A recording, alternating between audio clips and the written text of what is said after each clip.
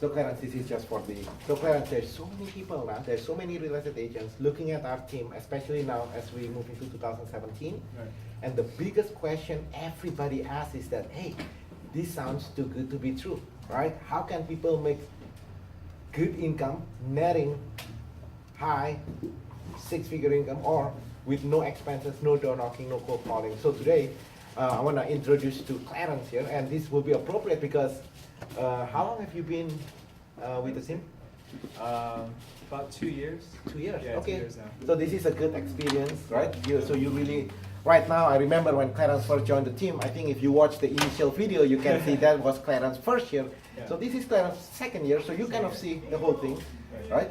So share a little bit. How's your experience in 2016? How are you doing in 2016? 2016 was a pretty good year for me. I think after that, the initial 6 months was probably the hardest part, where you're doing all the training, learning the ropes, and copying, I guess, from the mentors, from the veterans here. And then once you get through that hump, I believe you start teaching now, right? People start asking you for help, and when you start teaching, you start understanding it even more. So how many transactions you sold in 2016? I don't know the numbers for exact. It's almost about 30, I think. Okay. 30 And I transactions. remember you actually took off the how many months? Last 3 months. Last 3 months. So in 2016, you actually worked nine months in a year, because I remember this has been a long time since I met you. Yeah. Just for the record, today is January 10. 11, January 11, 2017. The last time I saw Clarence was in a cruise. We went to a cruise. Yeah. When was that? In November. So it's been 2 months now. Yeah. So last year in 2016, you sold over 30 homes in 9 months, basically, right? 9 months. And then what happened in the last 3 months? Like, so you have wedding or Yeah, I had wedding. I went to my honeymoon. your personal wedding? My right? personal wedding. Okay. Yeah. Well, You got throughout the married. year, I had 3 other weddings with my friends too. And then my personal wedding was in July, and I went on my honeymoon in September. Okay. And then we went on the cruise in November. So it was an ongoing vacation. Where did you go for honeymoon? I went to Korea, I went to Japan, and then we went to the Caribbean together as a team. So you went to Korea, Japan. You got married in 2016. You went to Caribbean for a Yes. whole week, right? Yeah. 3 months vacation, basically. So what I was trying to share with everybody, this is beyond just. This is not about making money. Once you understand the system, what you're the system allows you is basically we are talking about improving your lifestyle, right? Anybody can make money. You can just work hard, make money. That's not, this is not about working harder than what you already have. The assumption here is you work hard. If you are lazy, then this is just we are not even talking about that. Okay. And so what about as far as, do you do in the last 9 months when you sold 30 homes, do you do any of those? What did you do? I guess the question is, what did you do that allows you to close 30 homes in your second year, right? Second year in business. You are completely brand new. What allows you to, like, what happens? Like, share, because that's kind of a big deal. Yeah. You know, many people who's watching this video, they've been in business for 10, 15, 20 years. Yeah. Barely close. Yeah, I think during that time, I think you still have to stay humble, and you can't, just because you got 6 months off on your belt, you can't think that you're a hotshot.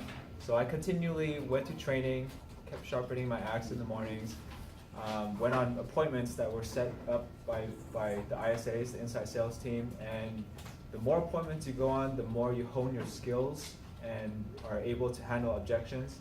And then once you start doing it over and over again, you get into the zone, and all of a sudden everything just flows. And I think there was a point where all of a sudden I had like 7 escorts all at once, and it just happened so quickly. And then from there you start stretching a little bit more. So it's what's called eustress, and it pushes you to limits, then you back down a little bit, stop on appointments, and then you go back. And then once you get comfortable, you start teaching the material, and once you start teaching the material, you get better at it, and you just handle the appointments, handle the relationships with your clients, and always continue training. That's good. So in 2017, Yeah. were you, what's your plan? What's the goal in 2017? The goal in 2017, so working on getting my broker's license now, because people tell me you need to get your broker's license for tax purposes. So I'm working on that. I plan to get that achieved maybe in the next 2 months. And at the same time, I want to hit my goal of making 250 for the year. Yep. Are you planning to do it in 12 months or another 9 months? Probably the 12 months. 12 months, okay. Yeah. Okay, good. So if those of you are watching, Clarence, you mentioned just now, you touched a little bit about training. The people who's watching this, they have training all the time. Because every real estate office, Keller Williams, Coldwell Banker, everybody, another Remax office, everybody talking about, yes, we provide training. Can you go in depth a little bit, expand a little bit? When we talk about training, what kind of training that you're referring to? Like, what are you learning in that training? I guess that's the question. Right. It goes anywhere from the real estate transaction itself, the technical aspect of it, and all the way to client expectations, managing client expectations, all the way to being able to be a presenter and speaking in front of people. Well, to be more concrete, right? Let's say we work on the buyers. Right. Most the people who's watching this video, when they work with buyers, they get paid on the MLS, for example, 2%. They get paid whatever the MLS is offering. What about you? When you work with the buyers, how much do you get paid on a buyer's broker fees? We can get paid up to 3.5%, 4%. It's negotiable. So commission is the one thing that is What's the highest you get paid on the buyers? 3.5. 3.5%. So that's huge, right? So when we talk about training here, I just want to put it in the right perspective. The training is, let's say the MLS is offering at 2% or even for sale by owners. You don't care because you always get paid at 3.5. What about listing? The average agent here in San Gabriel get listing at 4 or 5%. That's after kickbacks. They have to give kickbacks to the clients. At the end of the day, they don't make money. Yeah. Right? So on the listings, what's the highest that you are being trained to do? Highest is 7%, a couple of times actually. 7%. So just to recap, 2 years ago, in less than 2 years, right? 2 years ago, you were like, what do you, just for the people who's watching this, they don't know you, or maybe they missed the first video that you did with me last year, right? So did a little background as to, like what do you do before real estate? Real estate, I used to do engineering, so I had no training in sales or anything. So you are an engineer 2 years ago. Yeah. Today is your second year. You're getting a listings at 7% in San Gabriel, where people are actually our competitors are struggling just to get 4 and 5%. And then on the buyer side, you get paid 3.5% regardless whether it's a for sale by owner or even if it's on the MLS at 1 or 2%. That's huge. So I just want to make sure when you refer to the word training, that's the type of training that we are talking about, because the word training and mentorship and team has been abused in our industry. So I want to make sure the real estate agents who's watching this, they understand. This is not training how to use MLS.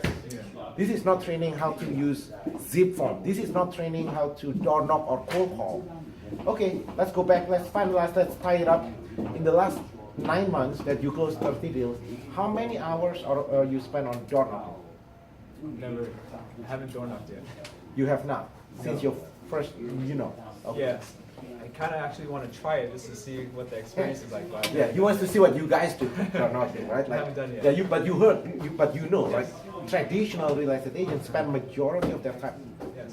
70% of their time actually prospecting, door knocking, cold calling. You are aware of. You heard about other agents talking about this. Okay, good. What about cold calling? How many hours you spend? None. I don't do any cold calling. I mean, the calls I do make is follow-up calls with clients and touching base just to see what their situation, but none of them. Oh, that's follow-up calls. Yeah, follow-up calls. Yeah, so yeah. no cold calling. Yeah. So the people that's watching this every day, their broker has been asking them to door knock every day, cold call every day. So I just want to make sure. And then at the end of the year, they're so stressed out, they're so exhausted. I'm not sure even if you know. Do you realize that agents as an industry have the highest divorce rate? Really? You know why? No, I don't know why. Because people are working 7 days a week, 20 hours a day, door knocking, cold calling, prospecting. At the end of the day, only close 3-4 deals. Go to the NAR, realtors.com, and you guys see the average real estate agents are making about $37,000 GCI. That's gross commission income after all paying for all the advertising, all the expenses, all the kickbacks that they have to give to their clients. at the end of the day, basically, you know, you're just eating ramen basically every day, right? So this is beyond just making money. This is improving your lifestyle, right? Yeah. You're getting married instead of divorcing, making babies instead of shipping your kids outside. No, this is what people have to do in our industry. Okay, anything, if you were to speak to yourself, Clarence, 2 years ago, right? You're yourself, an engineer watching this, Yes. what would you advise yourself 2 years ago? If you were giving advice to yourself, if I have a time machine, Yes. I can play this video, ship it to yourself 3 years ago, what would you say to yourself? Stay hungry, just be ambitious, and always set goals, write them down, keep track of your process, and you have to be able to measure your process throughout the way, and don't give up, because it's going to work out. Everything's going to work out. The system is in place. Just believe in it, and make sure you stay organized. Okay, all right, man. So this is Clarence closing 30 deals on his second year, engineer, never, get his license 2 years ago, completely brand new. Today, 2017, you're gonna crush it, right? Because you completely understand the system now. You understand our buyer system, our seller system. So today, 2017, you're just churning it, basically. Turning, yep. Yeah. Yep, pushing it. All right, man. That's it. So, see you soon. See you soon.